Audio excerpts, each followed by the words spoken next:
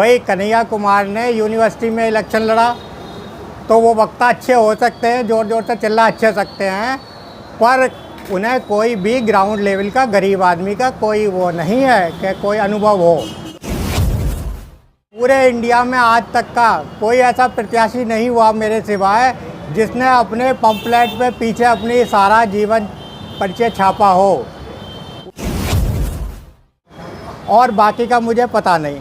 और जहाँ लोग सारे के सारे लोग बहुजन समाज पार्टी पे आरोप लगाते हैं कि बहन जी पैसा लेती हैं, पर दूसरी तरफ तो देखिए कौन सी मुझे एक भी पार्टी गिना दीजिए देश में जो पैसा ना लेती हो।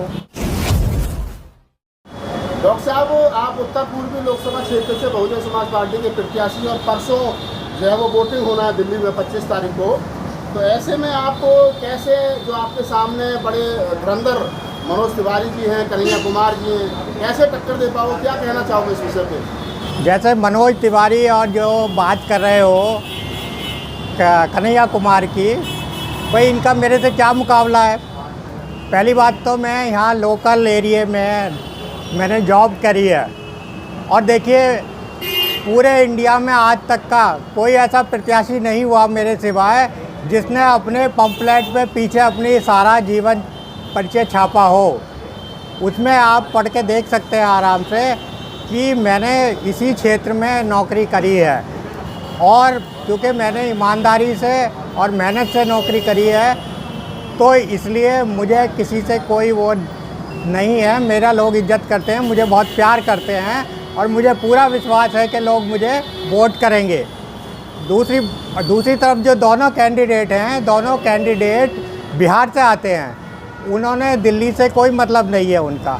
मनोज तिवारी जी बिहार में भोजपुरी पिक्चर बनाते हैं, वहाँ से आए हैं। जनता बहक गई है, वो सोचती है कि भाई जो एक एक्टर है वो क्या है कि गरीब आदमी का रोल करता है, और गरीब आदमी का रोल करके आप देखो वो अमीरों की धुनाई करता है। अमीर आदमी की लड़की को वो जो है कोई बिगड़ी हुई लड़की होती है उसको जो है वो अपने प्यार में फंसा लेता है और उससे शादी कर लेता है। भाई मैंने तो ज़िंदगी में ऐसा कभी देखा नहीं। मैं जब 12वीं में पढ़ता था पिक्चर देख देख के मेरा भी बहुत मन हुआ कि यार पढ़ना लिखना छोड़ के क्यों ना एक गरीब अमीर की लड़की पटा ली जाए, ऐसी कोई करोड़पति की अकेली लड़की। पर मैंने बहुत ढूंढा इधर उधर, मुझे तो कोई ऐसी लड़की मिली नहीं। बस ये तो भैया पिक्चरों में ही मिलती हैं, और पिक्चरों में हीरो को देख के बच्चे हीरो बन जाते हैं कि भाई ये तो ऐसा हीरो है पिक्चरों में। कुमार भी आपके सामने, कन्हैया कुमार तो जमीन से जुड़े हुए कार्य करता है। क्या कार्य करता है कन्हैया कुमार ज़मीन से? भाई कन्हैया कुमार ने यूनिवर्सिटी में इलेक्शन लड़ा तो वो वक्ता अच्छे हो सकते हैं, ज़ोर ज़ोर से चिल्ला अच्छे सकते हैं, पर उन्हें कोई भी ग्राउंड लेवल का गरीब आदमी का कोई वो नहीं है कि कोई अनुभव हो। लोग आरोप लगा रहे हैं कि बहन जी जो वो टिकट पैसा लेकर के देती हैं, टिकट बेचती हैं। कितने पैसे में मिला आपको टिकट? भाई मुझे औरों का तो पता नहीं, मुझे तो फ्री में टिकट मिल गया, मुझे अपनी काबिलियत की वजह से। और काबिल आदमी होना चाहिए तो फिर फ्री में टिकट मिल जाएगा, मुझे पूरी उम्मीद है। मेरे से तो एक पैसा लिया नहीं गया, और बाकी का मुझे पता नहीं। और जहाँ लोग सारे के सारे लोग बहुजन समाज पार्टी पे आरोप लगाते हैं कि बहन जी पैसा लेती हैं, पर दूसरी तरफ तो देखिए कौन सी मुझे एक भी पार्टी गिना दीजिए देश में जो पैसा ना लेती हो। कांग्रेस की हालत अब आज की डेट में ख़राब है। कांग्रेस तो अपने वजूद के लिए लड़ रही है इस टाइम। इतनी हालत ख़राब है यूपी में कि इतनी हालत ख़राब है कांग्रेस की कि वो ढूंढ के प्रत्याशी खड़े कर रही है, और विधायक के लिए तो उसने 40-40 लाख रुपए लड़ने को दिए थे, तो और उन्होंने लड़ाई में कांग्रेस के प्रत्याशियों ने 10 लाख लगाए और 30 लाख अपने जेब में बचा लिए। ऐसे ऐसे प्रत्याशी हैं। तो कांग्रेस तो अपनी वजूद की लड़ाई लड़ रही है आज की डेट में। हमारी पार्टी गरीब लोगों के भले के लिए लड़ाई लड़ती है, गरीब समाज की लड़ाई लड़ रही है, गरीबों से चंदा लेकर खड़ी है। और गरीबों से चंदा, किसी मालदार करोड़पतियों से चंदा लेकर, जो अरबपति हैं देश के बड़े बड़े, उनके चंदे पे नहीं चलती। उनके जब चंदा उनसे लोगे तो इशारे भी उन्हीं के झेलने पड़ेंगे। तो और सिर्फ एक हमारी बीएसपी पार्टी ऐसी है जो गरीबों के हक के लिए लड़ाई लड़ रही है। आपकी पार्टी पर आरोप लग रहा है कि आप बीजेपी की बी टीम में। ये तो ऐसा है कि भाई हमारी पार्टी क्योंकि गरीबों की लड़ाई लड़ती है, बाकी सारी पार्टी जो अमीरों की बिकी हुई पार्टी हैं, अमीर ज़्यादा की सभी बड़े बड़े कॉर्पोरेट घरानों की बिकी हुई पार्टियाँ उनके लिए काम करती हैं। और हमारी जो पार्टी है वो गरीबों की लड़ाई लड़ रही है, और वो अमीरों के विरुद्ध भी नहीं है, शक्तिशाली लोगों के विरुद्ध भी नहीं है। हमारी पार्टी जो है वो क्या करती है, जो हक गरीबों के हक अमीर लोगों ने, शक्तिशाली लोगों ने मार रखे हैं, सिर्फ उन्हें गरीबों को दिलाने का काम करती है। तो इसलिए ये भी बात जो है अमीरों को खलती है। तो इसलिए हमारी पार्टी के विरुद्ध तो ये सारी पार्टी षड्यंत्र रचती हैं कि ये पार्टी कैसे ही खड़ी ना हो जाए, नई नई चीज़ के षड्यंत्र रचती हैं। आप मानते हैं कि ये कहना कि बसपा बीजेपी की बीती में षड्यंत्र है? बिल्कुल षड्यंत्र है, बहुत बड़ा षड्यंत्र है। देखिए मैं आपको जिसका जवाब, आराम से सुनिए, जवाब देता हूँ इसका।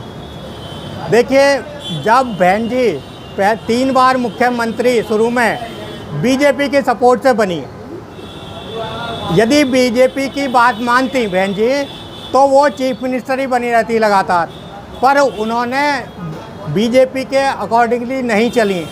चाहे सरकार उनकी 4 महीने चली, चाहे 6 महीने चली, चाहे 1 साल चली, उन्होंने बीजेपी का कोई ऐसा काम नहीं करा कि अमीरों को गरीबों की लड़ाई लड़ी, और कोई भी बीजेपी के दबाव में नहीं आई।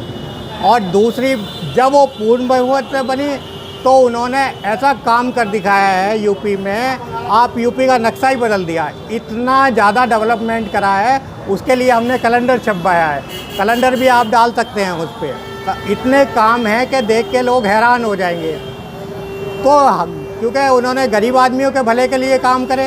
एक छोटा सा एग्जाम्पल दूँ, क्या आज की डेट में यूपी में बुलडोज़र सरकार है, बुलडोज़र चला रही है। जहाँ चाहे देखा बुलडोज़र के भाई सरकारी ज़मीन पे बना रखी है झुग्गी, सरकारी ज़मीन पे ये घर बना रखा है। और यहाँ दिल्ली में भी कई झुग्गियाँ तोड़ दी, सर्दियों में मैंने देखा झुग्गियाँ तोड़ दी गरीबों की। भाई कोई भी झुग्गी बना के रह रहा है तो कोई अमीर ज़्यादा नहीं रह रहा, कोई अपनी मर्ज़ी से नहीं रह रहा, वो सब लोग गरीब आदमी हैं, मजबूरी में रह रहे हैं वहाँ पे, और आप उनकी झुग्गियाँ तोड़ रहे हैं। अरे कुछ उसको रहने का बसेरा कर दो, वो भी नागरिक है इस देश का, गरीब आदमी भी नागरिक है। तो बहन जी ने क्या करा, बहन जी ने जहाँ पे भी, जब यूपी में सरकार बनी बहन जी ने, तो जहाँ भी जिसके पास घर नहीं था उसकी झुग्गी झोंपड़ी पड़ी हुई थी, तो बहन जी ने वहाँ पे उसको 30 गज तक की ज़मीन का मालिकाना हक दिला दिया।